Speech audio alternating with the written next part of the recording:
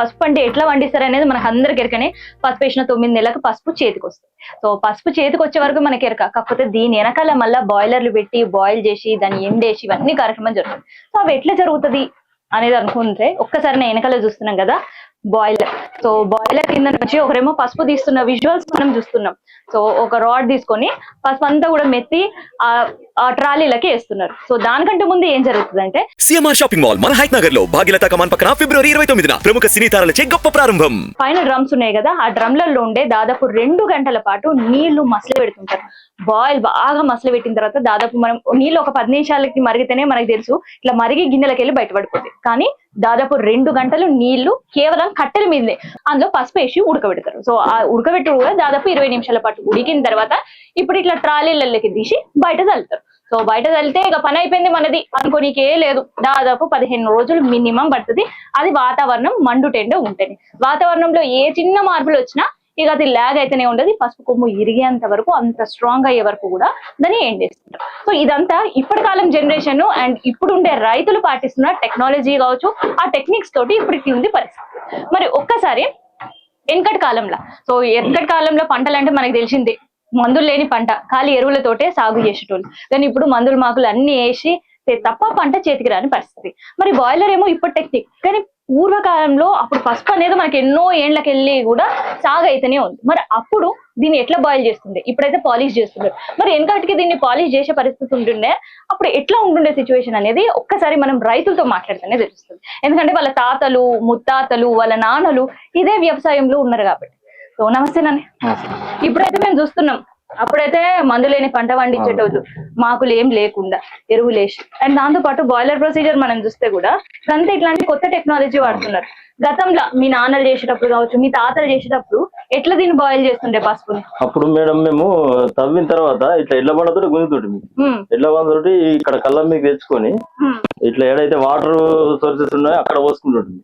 Water అవసరం కదా, ఈ బకెట్లతోటి కడాయిలు ఉంటుండే అప్పుడు పాత. ఇట్లా ఒక 2 సంచుల పసుపు పట్టేంత కడాయి ఉంటుండే, అంత పెద్ద బాండి ఒక 2 సంచులు పోసి ఇట్లా కట్టెలతో ఉడకబెడుతుంది. అంటే కట్టెలు అంటే ఇవి కాదు, అంత తూటుకురా, అది ఇట్లా తొందరగా కాలిపోయేది. ఏదైనా వేస్ట్ గా అంతా వేస్ట్ పెడుతుంది అప్పుడు పసుపాకు అది ఇది.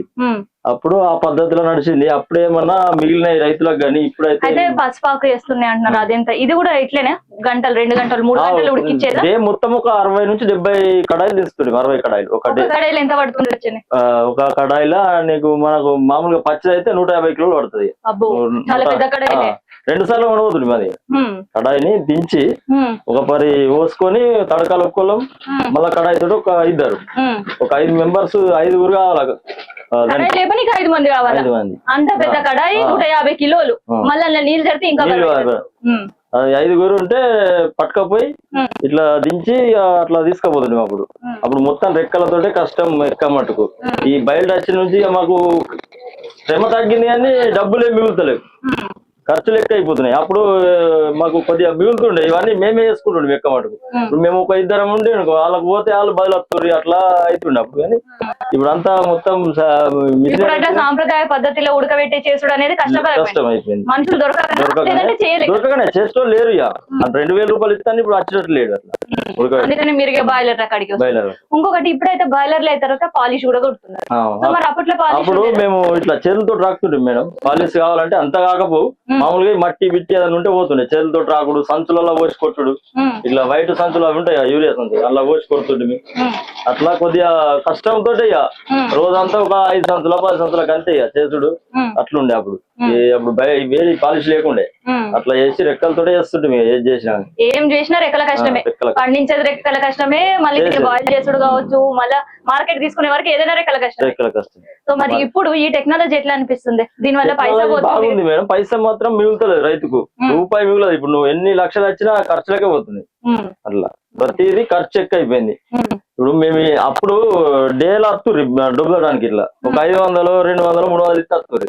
ఇప్పుడు 1200 రూపాయలు ఒక రోజు చేసుకుంటాం అట్లా. ఇప్పుడు అట్లా లేదు. ఇక ఇప్పుడు 10,000 పోయినా మాకేం వర్కౌట్ కాదు ఈ ఖర్చుల మీదకి వెళ్ళి. కానీ ఇప్పుడు చెయ్యాలి కదా ఏదో ఒక విధంగా. అంతే మేము ఇక ఇప్పుడు మా తాత ముత్తలను వ్యవసాయం చేస్తారు కాబట్టి చేసుడు అంతే తప్ప దాన్ని చెయ్యక వేరే చేద్దామన్నది మాకు ఇది కాదు. కానీ అంతే దాన్ని అట్లనే ఉంగుడు మాకు అదే ఇక మా ఉన్నది మా వాళ్ళు ఇచ్చింది అదనే చేసుకుందాం అన్నట్లు తప్ప వేరే మాకు చెయ్యలేక ఇది చేసుకున్నాం అంతే. ఇప్పుడు మీ తాతలు ముత్తాతలు నాటి వ్యవసాయం చూసినావు, ఈ బాయిలర్ పద్ధతులు ఇవన్నీ కూడా సాంప్రదాయ పద్ధతులని వేసేటోళ్ళు, సేంద్రియ పద్ధతిలో వ్యవసాయం. మరి ఇప్పుడు ఈ మందులు మాకులతో వ్యవసాయం చేసుడు కావచ్చు, ఇట్లాంటి బాయిలర్ దగ్గరకు వచ్చి మనం ఎదురు చూసుడు కావచ్చు, వాళ్ళని బతికినట్టు మన పసుపు బాయిల్ చేసి మన అడుగుడు కావచ్చు, ఇవన్నీ ఎట్లా అనిపిస్తున్నాయి అని? ఇప్పుడు మంచిగా మేడం, మాకంటే రెక్కలకి ఏం ఇబ్బంది లేదు, మేము కష్టపడతలేము, కూకున్నది పని అయిపోతుంది, డబ్బులు పెడితే పని అయిపోతుంది అంతే ఇక. కానీ ఏం మిగులాయి అంతే బాగున్నది. ఇప్పుడు ఇది ఈ మిషన్ వచ్చుడు పాలిష్ మిషన్ అది కూడా మేము ఇట్లా ఒక పరి పోసి కూకుడు మాట ఒక అర్ధగంట సేపు డ్రమ్ము దింపుతారు, పాలిష్ అయిపోతుంది, అయిపోగానే సంచులలో పోసుకోండి ఇక. అది ఆ పద్ధతి మంచిగా అన్నది. ఇప్పుడు కాకపోతే ఖర్చులు ఎక్కువైనాయి.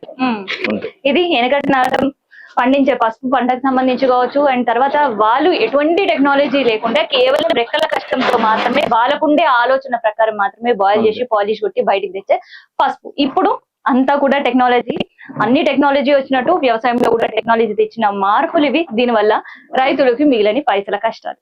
సో ఇది బాయిలింగ్ పద్ధతి సంబంధించి కావచ్చు, అండ్ పాతకాలం నుంచి వాళ్ళు ప్రాసెస్ చేసే పద్ధతులకు సంబంధించిన ఇన్ఫర్మేషన్.